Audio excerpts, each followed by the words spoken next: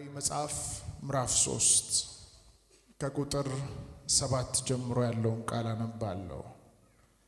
በኢየሱስ ስም አነባለሁ። በፊላደልፊያም ወዳለው ወደ ቤተ ክርስቲያን መልአክ እንዲህ ብለህ ጻፍ። የዳዊት መክፈቻ ያለው የሚከፍት የሚዘጋ የሌለ የሚዘጋውን የሚከፍት የሌለ ቅዱስና እውነተኛ የሆነ እርሱ እንደዚህ ይላል፣ ስራህን አውቃለሁ። እነሆ ባንተ ፊት የተከፈተን በር ሰጥቼሃለሁ፣ ማንም ሊዘጋው አይችልም። ኃይል ምንም ትንሽ ቢሆን ቃሌን ጠብቀሃል፣ ስሜንም አልካድክም። ጌታ ኢየሱስ ይባረክ። እንዲህ ይላል፣ ደግሜ ያነበዋለሁ። ቁጥር 8 ላይ ባንተ ፊት የተከፈተን በር ሰጥቼሃለሁ፣ ማንም ሊዘጋው አይችልም። ባንተ ፊት የተከፈተን በር ሰጥቼሃለሁ፣ ማንም ሊዘጋው አይችልም። ይህ መልእክት ለፊላደልፊያ ቤተ ክርስቲያን እንደመጣ ሁሉ ዛሬ መንፈስ ሲናገር የራሳችሁ መልእክት እንደሆነ ስሙትና በእምነት ተቀበሉት። ባንተ ፊት የተከፈተን በር ሰጥቼሃለሁ፣ ማንም ሊዘጋው። እስቲ በኔ ፊት በሉ፣ የተከፈተ በር ጌታ ሰጥቶኛል። ጌታ ሰጥቶኛል። ማንም ሊዘጋው አይችልም። ማንም ሊዘጋው አይችልም። ማንም። ሃሌሉያ አሜን። ተቀመጡ። ጌታ ይባርካችሁ። አንደኛ ቆሮንቶስ መጽሐፍ ምዕራፍ 16 ቁጥር 9 ላይም ሲናገር እንደዚህ ይላል፣ ስራ የሞላበት ትልቅ በር ተከፍቶልኛል፣ ተቃዋሚዎች ግን ብዙ ናቸው ይላል። ስራ የሞላበት ትልቅ በር ተከፍቶልኛል፣ ተቃዋሚዎች ግን ብዙ ናቸው አለ። እንግዲህ በራእይ መጽሐፍ ምዕራፍ 3 ለፊላደልፊያ ቤተ ክርስቲያን ጌታ በመልአኩ አማካኝነት ለዮሐንስ ይህንን መልእክት ለፊላደልፊያ ቤተ ክርስቲያን እንዲናገር እግዚአብሔር ተናገረው።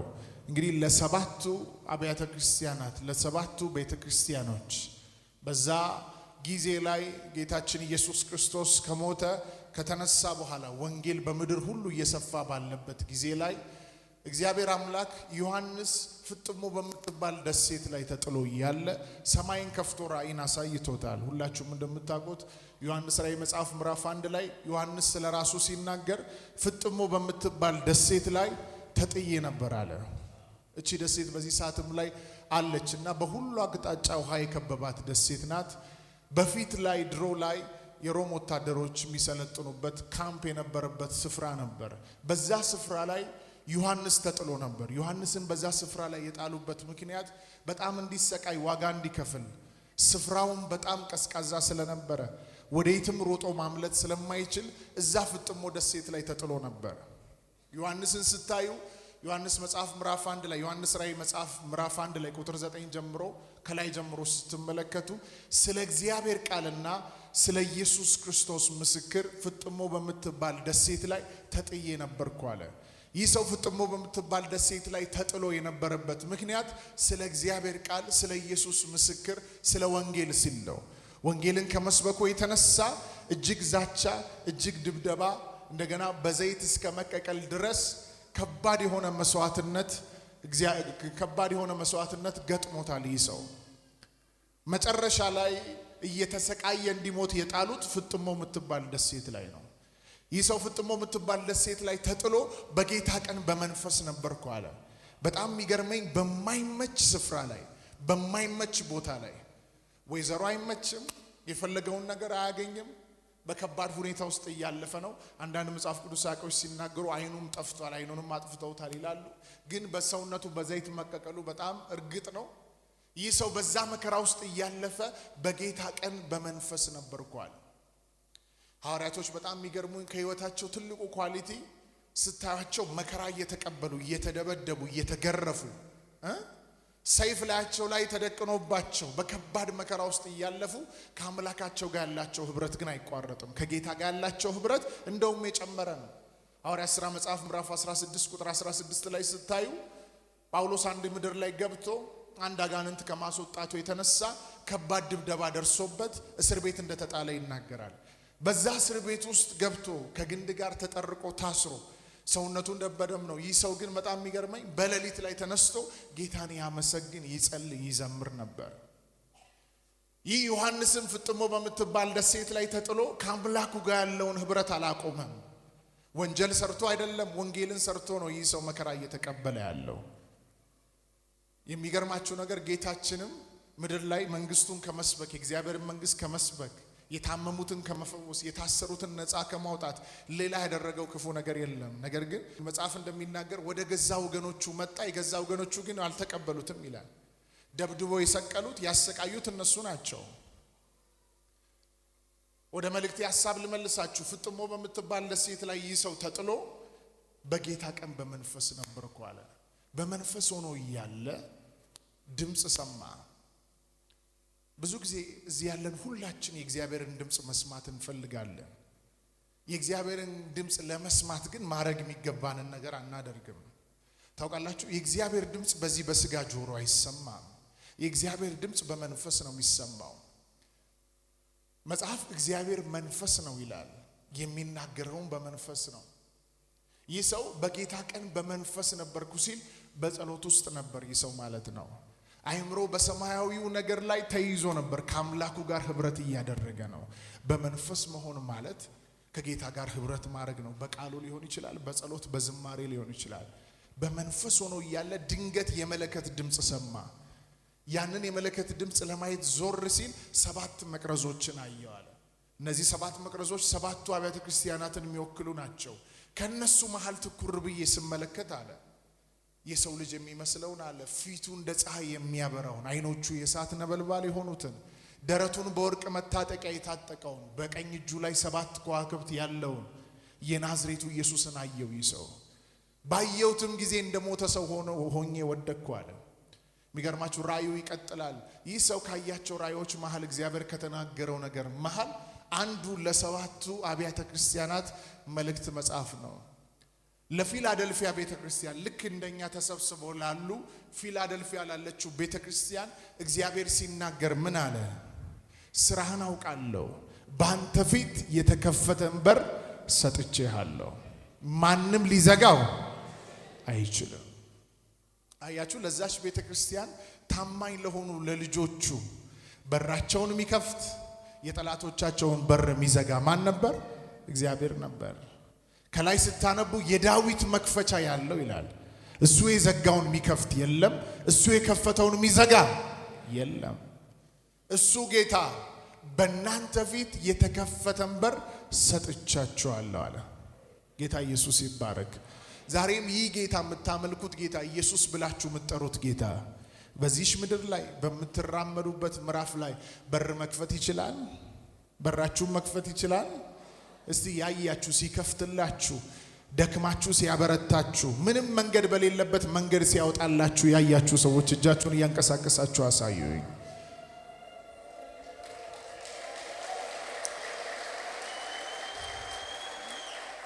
ዛሬም ጌታ እንደዚህ ይላችኋል በዚህ ቃል ውስጥ የብዙዎች በር ይከፈታል። ታውቃላችሁ፣ አንዳንድ ሰዎች በራቸውን ለማስከፈት በራሳቸው የሚፈልጉት ደረጃ ላይ መድረስ እንደማይችሉ አንዳንዶች፣ ሁሉም አላልክ፣ አንዳንዶች ያን ስለሚረዱ ወደ ጨለማው ዓለም ይሮጣሉ። ልክ የዓመቱ መዝጊያ የዓመቱ መጀመሪያ ላይ የሆነ ነገርን ይዘው ወደ ጨለማው ዓለም ይሮጣሉ፣ ወደ ጥንቆሎ ዓለም ይሮጣሉ። ኪዳናቸውን ያድሳሉ። በተለያየ አይነት አቅጣጫ አቅርቡ የሚባሉትን መስዋዕት ያቀርባሉ። ለምን?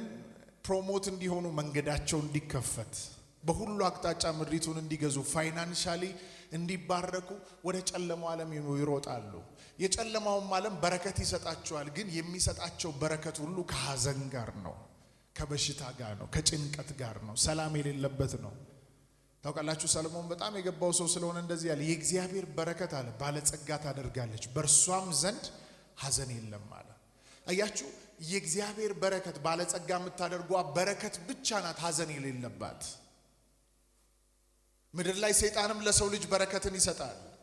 በተለያየ አይነት ደም ፈሶ የእንስሳትም ደም ይሁን የሰውም ደም ይሁን ኪዳኑ እየጠነከረ ሲሄድ የገዛ ልጃቸውን ደም እንኳን እያፈሰሱ የሆነ ነገርን ፍለጋ ከመናፍስቱ ዓለም ጋር ኪዳን ይገባሉ። የራሳቸውንም ደም አፍስሰው የሚፈልጉትን ዝና፣ የሚፈልጉትን ከፍታ፣ የሚፈልጉትን ነገር ይሰጣቸዋል።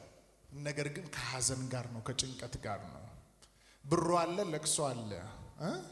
ህይወታቸው በጨለማ ውስጥ ነው የሚያሳልፉት። የእግዚአብሔር በረከት ግን ደስ የሚላችሁ መጽሐፍ ሲናገር ባለጸጋ ታደርጋለች ይላል። በእርሷ ዘንድ ምን የለም?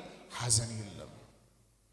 እናንተ እዚህ ያላችሁ የብርሃን ልጆች፣ በብርሃን መንግስት ውስጥ ያላችሁ እንዴት አብልጦ ጌታ እግዚአብሔር አምላክ በምድር ላይ በራችሁን እንዴት አይከፍትም? በሱ እመኑ እንጂ ከዚህ በፊት ተራምዳችሁ የማታውቁበትን ደጅ ይከፍትላችኋል። ዛሬ ጌታ እንደዚህ ብሎ ይመጥቻለሁ፣ በአንተ ፊት የተከፈተን በር ሰጥቼሃለሁ፣ ማንም ሊዘጋው አይችልም።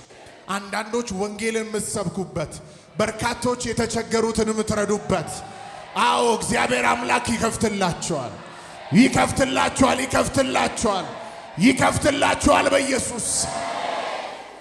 ሁል ጊዜ አስቡት፣ በር ሲከፈት አዲስ አክሰስ ውስጥ፣ አዲስ ዳይሜንሽን ውስጥ፣ አዲስ ሌቭል ውስጥ ነው የምትገቡት። አሁን ውጭ ያለው በር ስለተከፈተ ነው ወደዚህ ቤት የገባችሁት። መንፈስ ዓለምም ላይ ጌታ ከፊታችሁ ያለውን ደጅ ሲከፍት ተራምዳችሁ ወደማታውቁበት የክብር ምዕራፍ፣ የጤንነት ምዕራፍ፣ የብልጽግና ምዕራፍ፣ የኢየሱስን ወንጌል ወደምታሰፉበት ምዕራፍ እግሮቻችሁ ይገባሉ፣ ይገባሉ፣ ይገባሉ፣ ይገባሉ፣ ይገባሉ በኢየሱስ ስም። ዘንድሮ በጌታ በኢየሱስ ስም በዚህች ምድር ላይ በጌታ በኢየሱስ ክርስቶስ ስም ለቅዱሳን እግዚአብሔርን ለሚፈሩ ደጅ ይከፈታል። የኃጢአተኞች በር ይዘጋል። የደብተራ በር ይዘጋል። የጨለማው ዓለም በር ይዘጋል። ይዘጋል በኢየሱስ ስም፣ ይዘጋል በኢየሱስ ስም።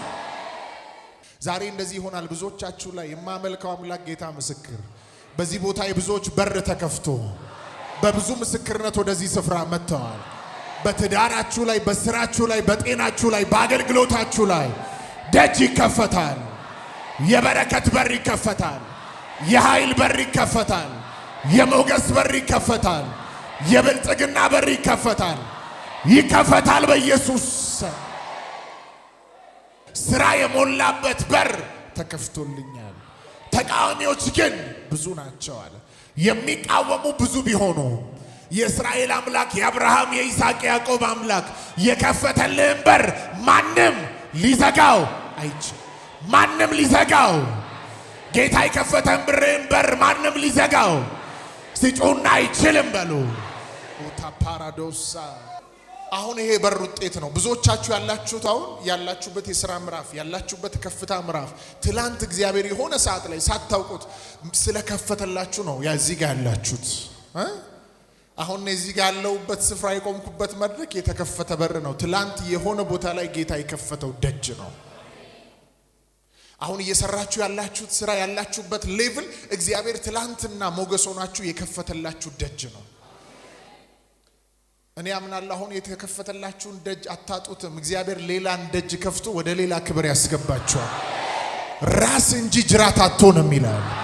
የበላይ እንጂ የበታች አትሆንም ይላል። ከፊት እንጂ ኋላ አትሆንም ይላል። ጳውሎስ ስራ የሞላበት ትልቅ በር ተከፍቶልኛል ሲል እንዴ ጳውሎስ ምን ቢዝነስ፣ የትኛውን ነገር ሰርቶ ነው ሊል ይችላል አንዳንድ ሰው። ስራ የሞላበት ትልቅ በር ተከፍቶልኛል ሲል ለጳውሎስ የሚገርማችሁ ገና አንስቶ ከአሳዳጅነት አንስቶ ስለ ወንጌል የሚሰደድ አደረገውና የነገስታት በር ነው ራሱ የተከፈተለት። የጳውሎስ የመጀመሪያው ስም የተቀየረበት የመጀመሪያ አገልግሎቱን ስታዩ ሐዋርያት ሥራ 13 ላይ ይገኛል። ጳፋ ቆጵሮስ የምትባል ከተማ ነበረች። ወደዛ ከተማ ገና ሲገባ እግዚአብሔር የንጉሱን ደጅ ከፈተለት። ባይዘዌ ገና ጳውሎስ ጌታን ያገኘ ሰዓት ላይ እግዚአብሔር ለአናንያ እንደዚህ ብሎታል፣ በነገስታት ፊት ስሜን ይሸከማል። ለነገስታት በር የከፈተለት ሰው አጣርተው ኮሙኒኬሽን መጥቶ በሰዋዊ መንገድና ዘይቤ አይደለም፣ እግዚአብሔር ነው በር የከፈተለት።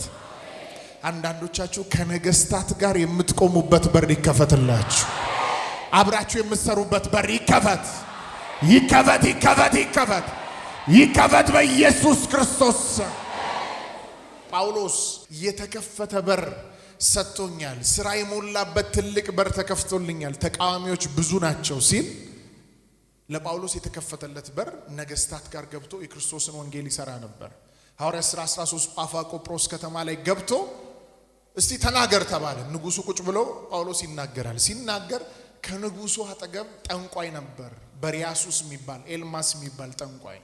ይህ ጠንቋይ እነሱ ወንጌልን ሲናገሩ ኢየሱስ ያድናል ሲሉ አያድንም ብሎ ይናገራል። ኢሚዲየትሊ ጳውሎስ ተነሳና አሁኑን እውር ትሆናለህ አለው። አንተ የዲያብሎስ ልጅ እውር ትሆናለህ፣ የሚመራህን ትፈልጋለህ አለ። ኢሚዲየትሊ ያ ጠንቋይ እውር ሆነ። መጽሐፋችሁን ስታነቡ የእግዚአብሔር ማስፈራት እዛ ስፍራ ላይ ተገለጠና ንጉሱ እንኳን እጁን ከፍ አድርጎ ለኢየሱስ ወንጌል ልቡንና ሕይወቱን ሰጠ። ምን እያልኳችሁ ነው? እዚህ ያላችሁ አገልጋዮች እንደ ጳውሎስ ስራ የሞላበት ትልቅ በር ሲከፍትላችሁ የናንተ ቋንቋ፣ የናንተ የትምህርት ደረጃ፣ የናንተ ያላችሁ ሌቭል ሊወስዳችሁ የማይችል ከፍታ ላይ ይወስዳችኋል። ቢዝነስማኖች በር ሲከፍትላችሁ ቢዝነሳችሁ፣ ኮኔክሽናችሁ፣ ያላችሁ ነገር ሊወስዳችሁ የማይችል ከፍታ ላይ እግዚአብሔር የሚከፍተው ደጅ ይወስዳችኋል፣ ይወስዳችኋል በኢየሱስ። ኢሳይያስ 22:22 ላይ ሲናገር መጽሐፋችን ሲናገር እንደዚህ ይላል፣ የዳዊት መክፈቻ ያለው ይላል፣ እርሱ የሚከፍተውን የሚዘጋ የለም፣ እርሱ የሚዘጋውን የሚከፍት የለም። ጌታ የከፈተውን የሚዘጋ አለ? የትኛው ኃይል ነው? ሰይጣን በሉት፣ ዲያብሎስ በሉት፣ ምድር ላይ ያለ ንጉስ በሉት፣ የትኛው ተነስቶ እግዚአብሔር የከፈተውን መዝጋት ይችላል? ዓለም ላይ ያሉ ኃያላን ተሰብስበው በአንድ መንገድ ቢመጡ እግዚአብሔር የከፈተላችሁን ደጅ ሊዘጉ አይችሉም። ለዚህ ለፊላደልፊያ ቤተክርስቲያን በጣም ደስ ይለኛል። በሩ ልክ እንደ ዕቃ ማለት ነው። አነጋገሩ፣ የቃሉ አነጋገር ደስ ይላል። በአንተ ፊት የተከፈተን በር ሰጥቼሃለሁ። የተከፈተ በር ለካ የሚሰጥ ነው። አሜን ነው፣ አሜን ነው። በአንተ ፊት የተከፈተን በር ምን ብያለሁ? I have given you፣ ሰጥቼሃለሁ። ማንም ሊዘጋው አይችልም። ዋው! ታውቃላችሁ በሰው በተለያየ አይነት አቅጣጫ የሚከፈት ነገር ሁሉ የሆነ ሲዝን ላይ ሄዶ ይዘጋል። በሆነ ሰው የሆነ ቦታ ላይ ባለ ሰው የሚከፈት ነገር የሆነ ነገር ላይ ሄዶ ሰው እንቅፋት ስለሚመታው ሰው እንቅፋት ሲመታው ያ የተከፈተው ደጅ ይዘጋል። በሱ የተከፈተ ደጅ ግን ሊዘጋ አይችልም።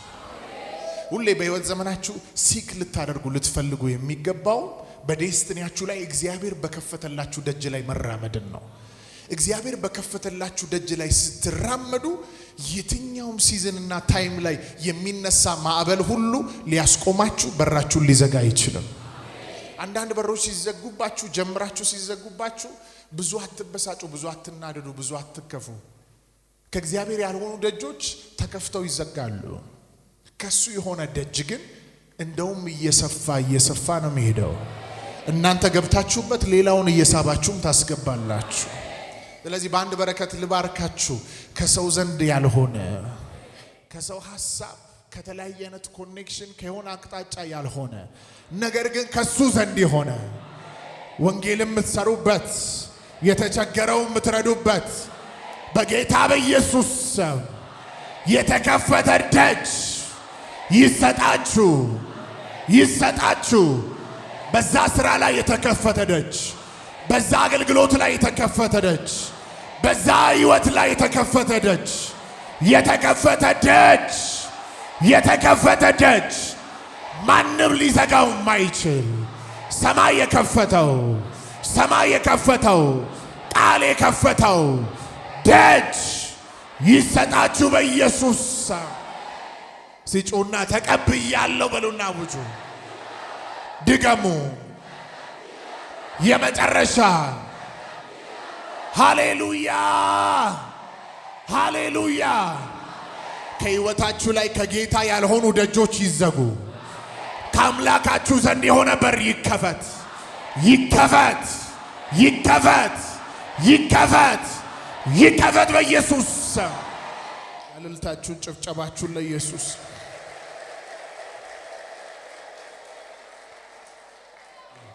ዳዊት ታውቃላችሁ የሆነ የህይወቱ ሲዝን ላይ ንጉስ ነው እኮ።